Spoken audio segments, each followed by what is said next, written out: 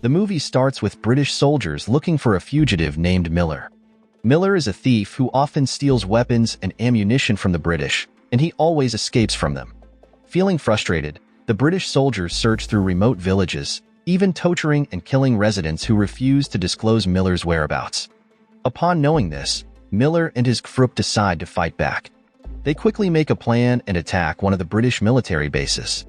Several years before Miller became the tough man he is known as today, he was just a regular young man named Anneliesen from a remote village. During his youth, he often listened to his mother's stories about gods, and his favorite story was about a god who could grant any wish. According to local beliefs, this god was present in a statue housed in a temple.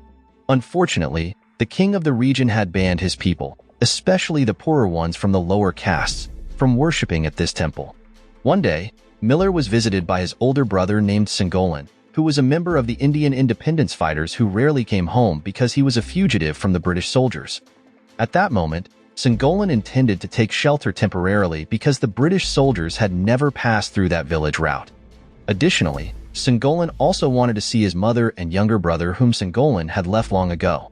During his visit, Sengolan also participated in the village's traditional ceremony, which they always held annually to commemorate the birth of their god. However, during the ceremony, the British soldiers arrived to arrest Sengolan. Because of this incident, Miller's mother fainted and hit her head on a rock. Meanwhile, Miller managed to rescue Sengolan from being captured by the British troops. When he found out about his mother's condition, Miller was devastated and couldn't stand to see his mother dying. Unfortunately, luck was not on Miller's side, as his mother passed away, which left Miller feeling completely broken. Several months later, Miller began to accept his mother's death, thanks in part to his good friend Iavu, who was always there to support and comfort him. One day, Iavu took him to the palace temple for a traditional ceremony, even though ordinary people were not allowed inside. They tried to sneak in by dressing up as royal servants, but their disguise was quickly spotted by the palace guards. Fortunately, they were helped to escape from the temple by a woman who was the king's niece, named Velmety.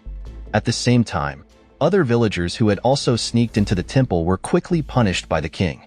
Velmety, who was upset by her uncle's harsh actions, wanted to protest. The villagers only wished to worship at the temple. Her uncle, the king, is named Rajadhipathi. However, after the incident, the princess stopped Velmety from protesting, saying that it would only make things worse. The next day, Miller planned to go back to the temple, this time to meet Velmety. It seemed that Miller had begun to like Velmety. Additionally, he thought that Velmety was kind, unlike the other members of Rajadhipathi's family. To avoid being recognized, Miller dressed up as a dancer for the ceremony honoring the god. This time, his disguise worked perfectly and no one suspected him. Meanwhile, Velmety planned to leave the palace and join the independence fighters, as Rajadhipathi and the royal faction were working with the British soldiers. Even though her cousin did not agree with her plan, Velmety was determined. Unfortunately, her plan was leaked and discovered by Rajadhipathi. After that, Rajadhipathi was very angry and ordered his soldiers to capture Velmety. At the same time, Miller couldn't stand to see Velmety captured, so he stepped in to help. During the fit, he found that Rajadhipathi's troops were not difficult to defeat. After that, Miller helped Velmety escape to the exit gate. Shortly after, a man arrived to pick up Velmety, and he was Velmethy's lover. After that, Velmety and her lover thanked Miller and quickly left. Watching them go, Miller looked heartbroken because Velmety had left with another man. Not long after, Miller came back home looking very sad. Feeling heartbroken, he decided to join the British Army, thinking that maybe this could help him forget about Velmety and earn more respect. However, his idea was opposed by Sengolan, who was a member of the freedom fighters. Sengolan reminded Miller that the British soldiers were cruel rulers who had killed many innocent Indians. Despite this, Miller was determined to go ahead with his plan, believing he could prove his worth by leaving the village. He also feared that even if the British left, the Indian people would still face oppression under Rajadhipathi, especially due to the caste and race divisions in society. Eventually, Miller made the decision to leave the village, which angered the villagers, who saw him as a traitor to the nation. Sometime later, Miller joined the British Military Academy. Before starting his soldier duties, he had to go through training.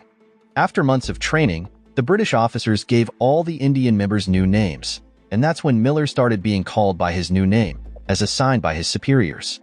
While at the academy, Miller became close friends with two other soldiers named Stephen and Rafiq. And during their casual talk, Miller shared his dream of becoming a captain.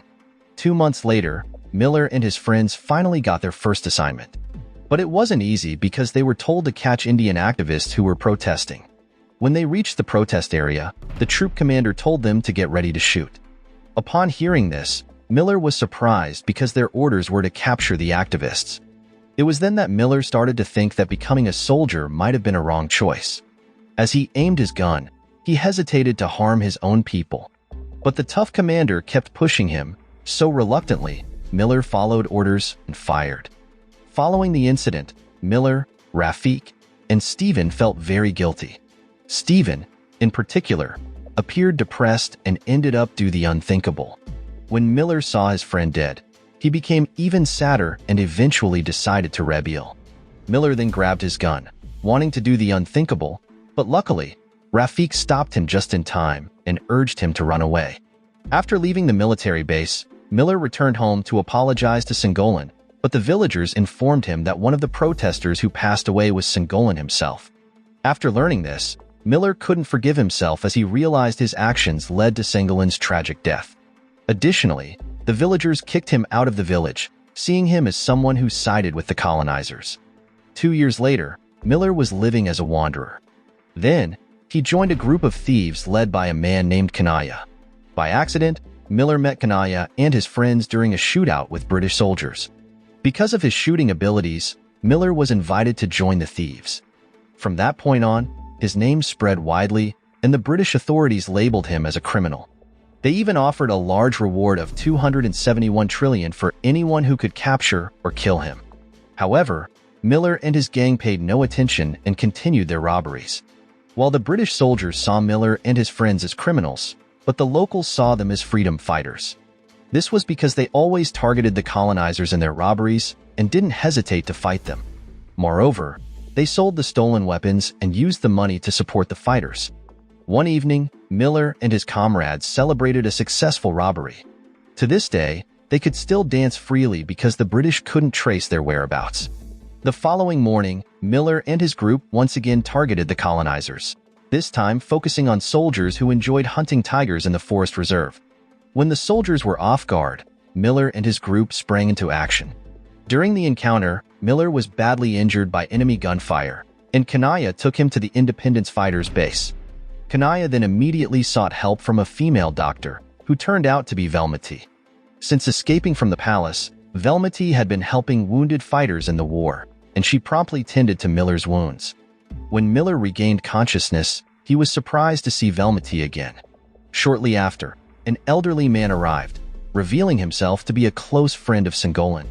He offered Miller a chance to join the independence organization, but Miller felt unworthy and declined.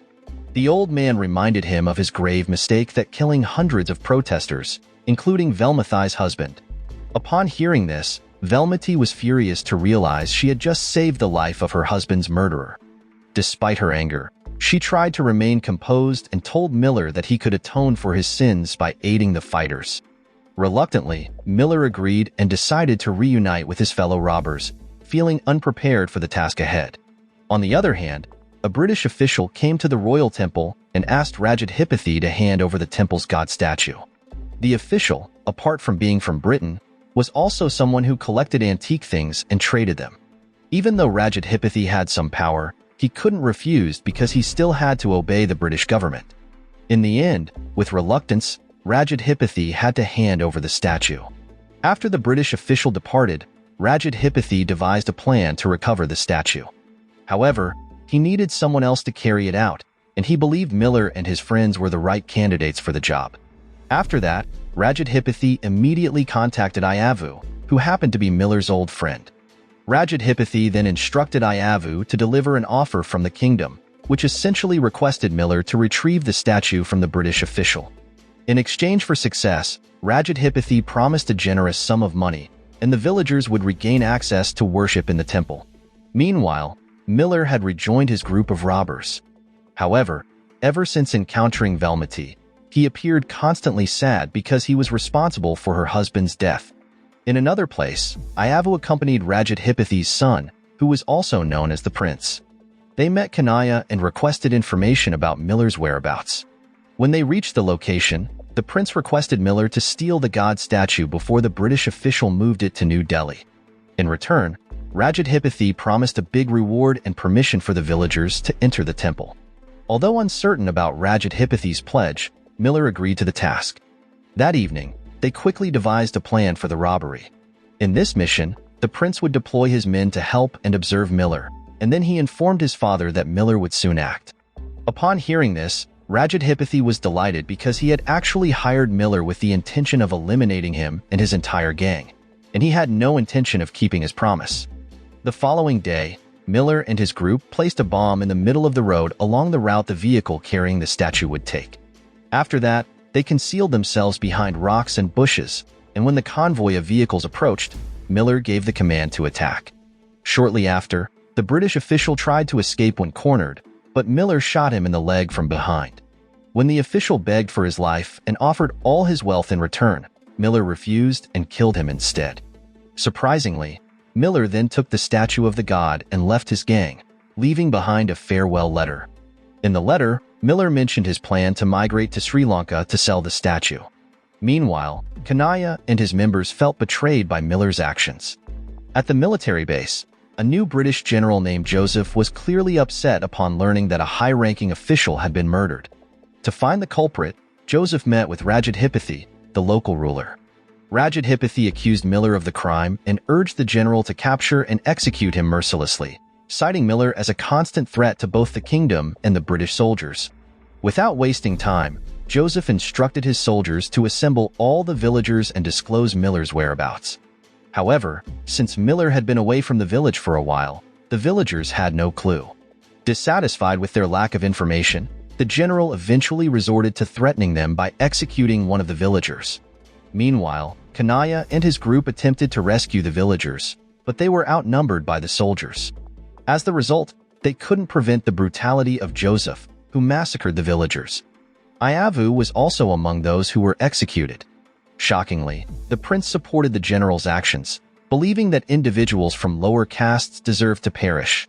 However, Kanaya decided to surrender to the British soldiers, despite his friend's protests, as he saw no other choice. Facing the general, Kanaya offered to reveal Miller's location on the condition that the soldiers stop killing the villagers. Upon hearing this, the general accepted his conditions and commanded his men to halt the executions. After that, Kanaya revealed that Miller would be traveling to Sri Lanka through the harbor. Acting swiftly, the general dispatched troops to apprehend Miller at the harbor without delay. Meanwhile, Miller was opening the box with the god statue he stole. Seeing the statue for the first time brought back memories of his mother. He remembered how she always wished to visit the temple and see the god's statue since he was a child. Sadly, he couldn't make that wish come true for her. Not long after, someone informed Miller that the villagers were in Dagner. Along with the villagers, Kanaya had been captured by the British soldiers. Upon hearing this, Miller abandoned his plan to go to Sri Lanka. At the same time, the British soldiers reached the harbor and started looking for Miller. However, a young man falsely claimed that Miller had already escaped, trying to shield him. Upon learning this, the general grew even angrier and decided to burn down the villagers' homes to instill fear in everyone towards the British soldiers. However, the general didn't know that Miller was already in the village, protecting the residents. When he saw the general attempting to flee, Miller pointed his bazooka at him. Despite the soldiers still being alive, Miller allowed them to escape as he wanted to send a message to the British military that the Indian people were not powerless anymore. Meanwhile, Rajadhipathi had returned to the palace after accompanying his daughter to New Delhi. Upon his arrival, the prince quickly updated him on the current situation. Learning that Miller was still alive and back in the village upset Rajadhipathi. Furthermore, he was angered to hear that Velmati had returned to her hometown to treat for the wounded villagers. After the situation was under control, the villagers organized a funeral to pay tribute to those who had died. Following the funeral, Miller gathered the captured soldiers. He divided them into British and Indian groups. Miller then aimed his weapon at the British soldiers, ignoring their pleas for mercy completely. Sometime later, Miller asked for assistance from ex-colonial Indian soldiers. One of them mentioned that the general would come back with 700 troops. Meanwhile, as they prepared for battle, Kanaya was willing to help. However, before that, Kanaya suggested relocating the villagers to safety. But the village leader declined and opted to fight alongside Miller. That evening, Velmety met with Miller and discussed how not all villagers, especially women and children, would join the battle, so they needed to relocate to the royal temple for safety. Upon hearing this, Miller decided to climb the walls to unlock the temple doors, allowing the villagers to enter. Despite the dangers involved, Miller was determined to do whatever it took to ensure the villagers' safety. However, Rajat Hipathy had instructed the prince and palace guards to monitor the temple entrance, anticipating that the villagers might attempt to enter secretly. Shortly after, Miller and his friends approached the palace guards to distract them from their plan. Meanwhile, Velmety and some villagers tried to sneak into the temple. However, their attempt was noticed by the palace guards, leading to a confrontation where Miller and Velmety had to fight them off. Amid the ongoing conflict, Rajat Hipathy came out recklessly. Upon seeing this, Velmety swiftly restrained him, and when the general was subdued, she aimed her pistol and fired at him. Meanwhile, Miller triumphed in a duel against the prince. Impressed by his skill, the palace guards surrendered and agreed to join forces with the villagers. It was then evident that India needed unity to overthrow the oppressive colonizers. Shortly afterward, Velmety opened the temple doors, allowing the villagers to enter. Finally, they could access this sacred place once more after years of being forbidden. With the villagers safe inside, Miller informed the prince that his rule had come to an end. On the other hand, the British soldiers were getting ready with their weapons. Under the general's command, they were ordered to eliminate Miller and all the villagers. As the British soldiers approached, Miller instructed his comrades to be prepared. He then walked towards the enemy soldiers alone, showing his bravery. Witnessing Miller's courage, the general felt underestimated and ordered an attack. However, they were unaware that Miller had set numerous traps. Thanks to these traps, half of the British soldiers were swiftly defeated. Meanwhile, the villagers initiated an assault. However, the general had backup troops who outnumbered and overpowered them. Even Velmety and the palace guards found it difficult to fend off their attacks. But from afar, a British soldier betrayed the general, and surprisingly, it was Rafiq. At the same time, the British troops managed to break through the temple doors and were on the verge of attacking the villagers. Fortunately, Miller and his friends received assistance from members of the independence fighters, including Sengolan. It turned out Sengolan had survived by escaping when the colonial forces fired at the demonstrators. Without delay, Sengolan started taking out the British soldiers one by one. Seeing Sengolan alive, Miller felt even more motivated, especially with help from Rafiq and his friends. With their teamwork, they finally overwhelmed the enemy soldiers. Following their victory in the battle, Miller apologized to Sengolan for his past decision to join the colonial army. He acknowledged that he should have listened to Sengolan's advice and stayed in the village. Upon hearing Miller's words, Sengolan forgave him wholeheartedly. However, the fight for independence was far from over, as the British Empire still occupied Indian land. From that moment onwards, Miller resolved to join Sengolan's organization to end colonization. At the end of the film, the villagers organized a religious ceremony and prayed for Miller and the other fighters' safety. Since that day, they viewed Miller as a messenger of the gods who would bring salvation to the Indian people. Moral lesson from the story: stealing an antique statue doesn't grant wishes, but it can sure bring a lot of trouble. So remember, if you're ever thinking of stealing something, make sure it's not a cursed treasure, or else you might end up fighting the whole British army.